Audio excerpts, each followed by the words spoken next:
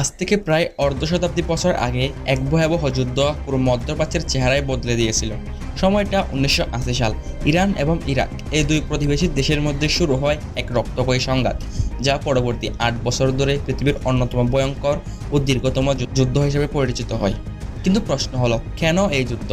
কি এমন হয়েছিল যার ফলে লাখো মানুষের জীবন জুড়ে গিয়েছিল, শহর পরিণত হয়েছিল ধ্বংসস্তূপে? এর রহস্যই উন্মোচন করবো আজকের এই ভিডিওতে। চলুন ভিডিও শুরু করি।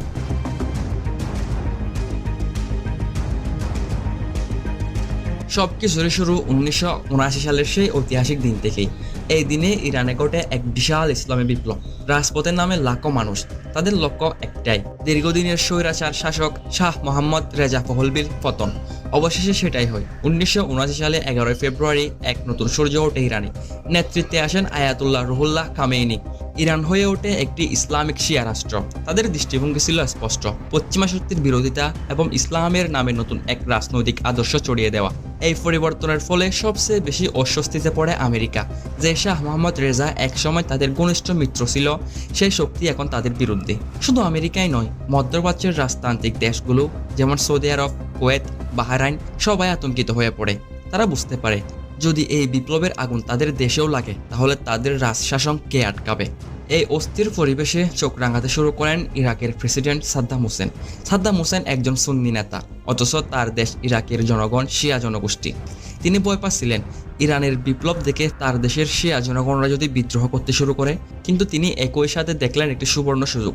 সাদ্দাম হোসেন দেখলেন ইরানের বিপ্লবের পর ইরানের সেনারা দুর্বল হয়ে পড়ে, অফিসাররা হত্যা বা গ্রেপ্তার হন এবং পুরো দেশ অভ্যন্তরীণ বিশৃঙ্খলায় ভুগছে। এই সময় ইরানের সীমান্তে আগ্রাসন চালানো খুব একটা কঠিন হবে না। সাদ্দাম হোসেনের এরকম ভাবার আরও একটি মেইন বড় কারণ হচ্ছে 1975 সালের এক পুরনো চুক্তি। এই চুক্তি অনুযায়ী ইরাক কিছু ভূখণ্ড ইরানকে দিয়েছিল, যেটা সাদ্দাম হোসেন কখনোই মেনে নেয়নি। তাই 1980 সালের 22 সেপ্টেম্বর সাদ্দাম হঠাৎ করে যুদ্ধ ঘোষণা করে। 10,000-এরও বেশি ইরাকি সৈন্য সীমান্ত অতিক্রম করে ইরানের দক্ষিণে প্রবেশ করে আর আকাশ থেকে ইরানের বিমানগাড়িতে বোমা বর্ষণ করতে শুরু করে।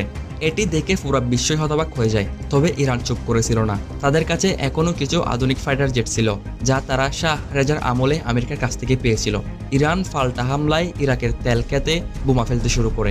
এই যুদ্ধ ধীরে ধীরে ফরাসি উপসাগর থেকে শুরু করে তেহরান পর্যন্ত ছড়িয়ে পড়ে। আর তখন থেকে শুরু হয় এক গভীর গোপন খেলা। ইসরায়েল চাইতো এই দুই শত্রু দেশ যাতে একে অপরকে ধ্বংস করে, কিন্তু তারা সাদ্দাম হোসেনকেই বেশি ভয় পেত। তাই তারা গোপনে ইরানকে অস্ত্র সরবরাহ করত। অন্যদিকে সৌদি আরব, কুয়েত এবং আরব দেশগুলো ইরাককে টাকা দিত, যাতে ইরানের বিপ্লব তাদের দেশেও ছড়িয়ে যেতে না পারে। চীন ও রাশিয়া কেউ সরাসরি এই যুদ্ধে না জড়ালেও গোপনে অস্ত্র বিক্রি করত দুই দেশকেই। একই সাথে আমেরিকাও দুয়াল প্লে খেলা দেখাতে শুরু করে। একদিকে সাদ্দামকে রাসায়নিক অস্ত্র দিচ্ছিল, আবার অন্যদিকে ইরানকে গোপনে মিসাইল দিচ্ছিল। ফলে যা ইরান কন্ট্রা কেলেঙ্কারির নামে বিশ্বব্যাপী পরিচিত ছিল। প্রথম দিকে যুদ্ধ শুধু সীমান্তে সীমাবদ্ধ ছিল, কিন্তু ধীরে ধীরে এটি পুরো দেশব্যাপী ছড়িয়ে পড়ে। 1982 সালে ইরান পাল্টা আক্রমণ করে ইরাকের ভেতরে ঢুকিয়ে পড়ে। বাসরা প্রায় দখলের কাছাকাছি নিয়ে আসছিল ইরান। সাদ্দামের কাছে তখন পরিস্থিতি অত্যন্ত জটিল হয়ে পড়ে। একদিকে ইরানি হামলা, অন্যদিকে ইরানের সহায়তায় তাদের দেশের অঞ্চলের ভিতরেই দুর্বৃত্তদের বিদ্রোহ। পরিস্থিতি আরও খারাপ হয় যখন ইরাক ইরানি তেল ট্যাঙ্কারে হামলা শুরু করে। জবাবে ইরানও ইরাকের ট্যাঙ্কারে আঘাত হানে, যার ফলে পুরো বিশ্বের জাহাজ চলাচলই ব্যাহত হয়। তেল সরবরাহ বন্ধ হয়ে যায়। পশ্চিমা দেশগুলোর চোখে পানি আসতে শুরু করে, কারণ তাদের শিল্প কারখানা বন্ধের পথে চলে আসছে। কুয়েত তখন আমেরিকার কাছে সাহায্য চায়, আর আমেরিকাও পরস্য উপসাগরে তাদের নৌবাহিনী মোতায়েন করে। 1985 সালের পর থেকে যুদ্ধ আরও নিষ্ঠুর হয়ে ওঠে। সাদ্দাম দুর্বৃত্ত ও ইরানিদের বিরুদ্ধে রাসায়নিক গ্যাস ব্যবহার করতে শুরু করেন। হাজার হাজার নিরীহ মানুষ অক্সিজেনের বদলে বিষ গ্রহণ করে মাটিতে লুটিয়ে পড়ে। 1988 সালে ইরাকের লাহাবজা শহরে রাসায়নিক বোমা ফেলে দেওয়া হয় এবং ইতিহাসে এটি একটি অত্যন্ত বড় গণহত্যা। 50,000 থেকে প্রায় 1 লাখ মানুষ মারা যায় এই গণহত্যায়। এদের মধ্যে অধিকাংশই ছিল শিশু, নারী এবং বৃদ্ধ। এটা দেখে ইরানের মানুষ আতঙ্কিত হয়ে যায়। সবার মনে একটাই প্রশ্ন, যদি এই গ্যাস আমাদের শহরও ছড়িয়ে পড়ে? খামেনির ওপর চাপ বাড়তে থাকে যুদ্ধ বন্ধ করতে, কারণ দেশের অর্থনীতি ভেঙে পড়েছে, শহরগুলো ধ্বংসস্তূপে পরিণত হয়েছে, আর জনগণের ধৈর্যও ফুরিয়ে গেছে। অবশেষে 1988 সালের 20 আগস্ট জাতিসংঘের মধ্যাবস্থায় এই দুই দেশের যুদ্ধবিরতিতে সম্মত দেয়। কিন্তু মজার ব্যাপার, এত রক্ত, এত ধ্বংস, বছরের পর বছর ধরে যুদ্ধ করেও কেউ কারো 1 ইঞ্চি জমিও দখল করতে পারেনি। এই যুদ্ধের শেষে শুরু হয় এক নতুন অধ্যায়। ইরান বুঝে যায় যদি নিজেদের বাঁচাতে হয় তাহলে শুধু বিপ্লবী নয়, প্রয়োজন পরমাণু শক্তি। তারা লেবানন, সিরিয়া, ইয়েমেনি ফ্লেক্সি গোষ্ঠী তৈরি করতে শুরু করে, আর সৌদি আরব হয়ে ওঠে তাদের চিরপ্রতিদ্বন্দ্বী। অন্যদিকে ইরাক তখন প্রায় ধ্বংসের কিনারায়। সাদ্দামের সেনারা ক্লান্ত হয়ে পড়ে, জনগণ বিক্ষুব্ধ হয়ে ওঠে, অর্থনীতি ভেঙে পড়ে। এসব কিছুর চাপ সাদ্দামকে এক ভয়াবহ সিদ্ধান্তের দিকে টেনে দেয়, যা হলো কুয়েতে হামলা। আর এই হামলার মাধ্যমেই আমেরিকার ফাঁদে পা দেয় সাদ্দাম হোসেন। যে আমেরিকা একসময় সাদ্দামকে নায়ক বানিয়েছিল, আর তারাই 2003 সালে ইরাকে আক্রমণ চালায় এবং সাদ্দামের সমাপ্তি ঘটায়।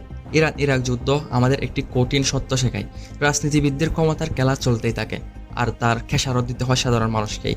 লাখ লাখ মানুষ প্রাণ হারায়, শহর ধ্বংস হয়, ইতিহাসের রক্তের দাগ লেগে যায়। আর সব যুদ্ধের পেছনেই লুকিয়ে থাকে কিছু তৃতীয় পক্ষ, যারা যুদ্ধ চায় না ঠিকই, কিন্তু যুদ্ধের লাভ পেতে চায়। আজকের এই ভিডিও ছিল সেই রক্তাক্ত ইতিহাসের এক বাস্তব চিত্র। আপনার কি মনে হয় ইরান যুদ্ধের এই মূল কারণ কি? কে ছিল মূল অপরাধী এবং কে ছিল আসল জয়ী? কমেন্টে জানান আপনার মতামত। ভিডিও ভালো লাগলে লাইক করুন, চ্যানেল সাবস্ক্রাইব করুন। দেখা হবে পরে আরেকটি আকর্ষণীয় ভিডিও নিয়ে। ভালো থাকবেন, সুস্থ থাকবেন। আল্লাহ হাফেজ।